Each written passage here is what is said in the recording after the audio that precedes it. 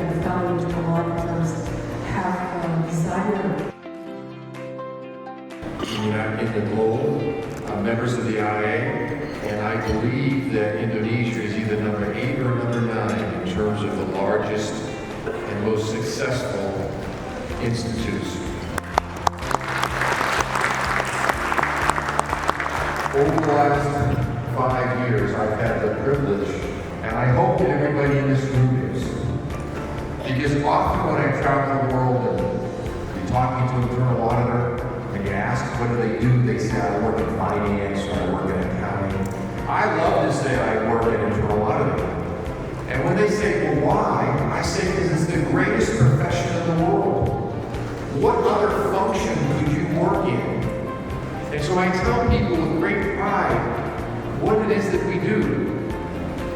And you know, sometimes people think kind of negatively about internal auditors.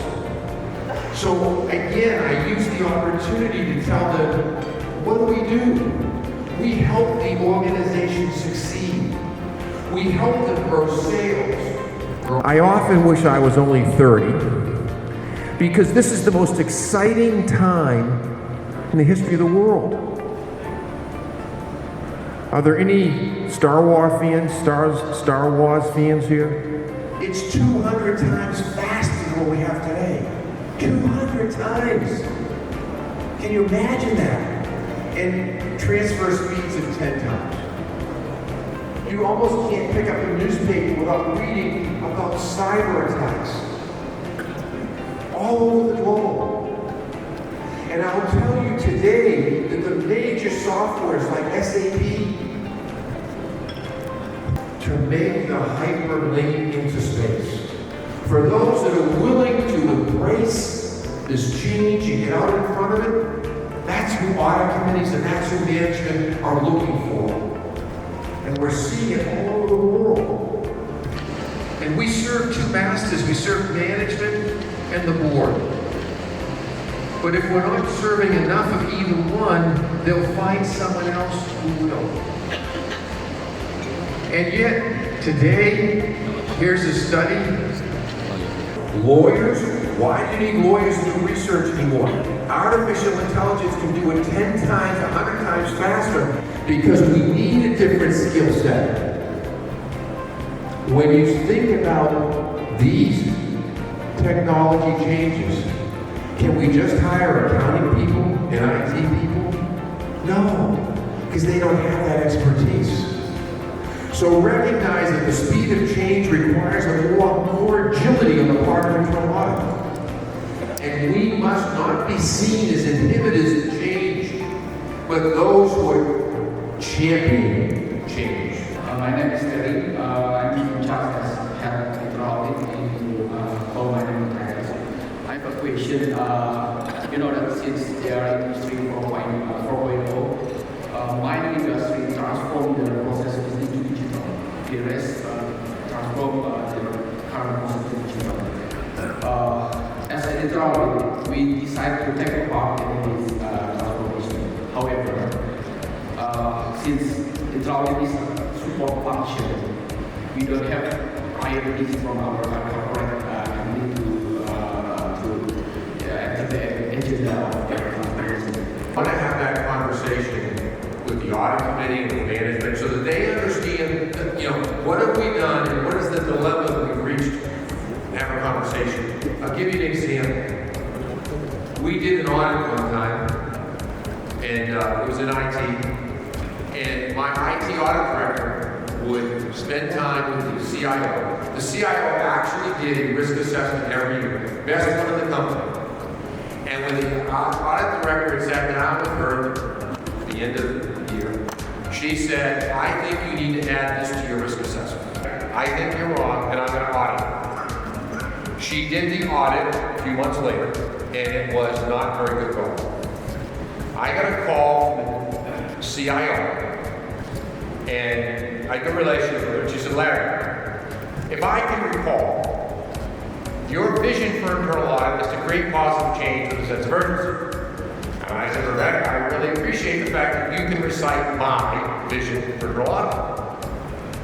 And so she said, It's about creating positive changes in firms. Now, I'm sure you know that Anita's finished an audit that we didn't do very well. You said that the other things that committees and manageable ones from us is one of it is the coordination with segment of defense, and I think that's a really important thing. And I would like to know, because you already said this before, that how maybe we could really rely on the second line of defense. They are not like us, the third line of defense, which is really independent. And to really avoid that they already did something and then we do it again. Because at my company, we have this function, internal control. So they really do their things. And then our committee also asking the question to us, what is the difference on what you are doing and with the internal control things. And it is becomes some kind of topics right now. And then maybe I would like to know your view about this and how we could really cooperate with each other. They asked them two questions. On a scale of 1 to 10, from a risk standpoint, how risky is cyber? The answer was like a 12. All right, we're all agreeing. The second question I asked the chief auditor executives, so when you evaluate the amount of audit activity you have going on in cyber, on a scale of 1 to 10, what is it? It averages to 4. So the chief audit executives are already saying, you know it's a high risk, but we're not doing a lot. And part of the reason why when you push them, they don't feel comfortable, they don't understand it. So, one of the things I tell IT folks is, we have a brand problem with an internal audit, where they want us to help them.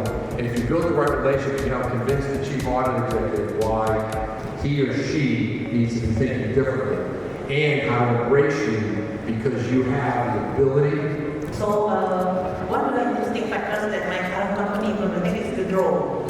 So Larry, I would like to know, share your work experience, how you identify the risk that associated with the usage of the drone. In my company, the drone that we use the drone to monitor the line, the gas pipeline checking from one gas field to another gas field. Right. So if you don't mind to share, because my background is financial accounting, so that's my limitation. So if you can share with me, it will be very beneficial. Thank you. I thought I heard, how do I identify where they all are in the company?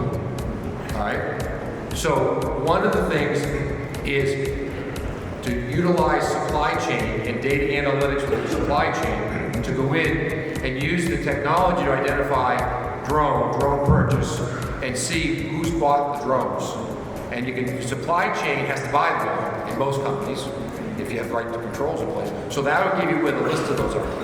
Then once you have the list, you can go out to each of those organizations and have the conversation about what are they doing, how are they doing it, what are the controls in place, what are the risks. Then you want to step back and say, how many other departments should be using them here that aren't? And now maybe you host a meeting where 3 of the people sitting in the meeting already use drones, and there's 3 who you think should be using drones, and now you're facilitating a dialogue about the value and the risk around drones, and maybe one of these 3 is now introduced to something that they hadn't thought about because you were the one who facilitated the dialogue and discussion. My name is Boris. I'm from the government audit offices or the finance and performance stores in Indonesia. We call it PAF. First of all, I really like your story about the frog that you put in a pot and then put the cold water in it. Everything, the frog will stay there even the water is boiling. And that's really sounds some of our offices. Recently, just for your information, our state-owned companies in insurance industries has no corruption with a massive amount. It's about 10 trillion rupiah, or in dollars, it's about $1 billion US. It's really sad because it's people's money. So regarding that story, what is the water is boiling from corruption. Thank you, sir. And many government agencies have been the subject of ransomware, whereby somebody goes in, gets all their data, and says, you can't have access to any of your computer data unless you pay us 10, 20, 30, $100,000 million. It's happening in cities like Baltimore, Philadelphia. It's happening at the federal level, the local level, the state level, etc. And despite those being in the paper every single week, usually we came to Indonesia already twice for conference, big conference. But this time we came for our regular meeting. So we are very lucky to have Larry give us inspiration in this very gloomy membership meeting. So let's use the Larry president in our membership meeting as our benchmark to change ourselves, to transform our process. Thank you very much. Thank you.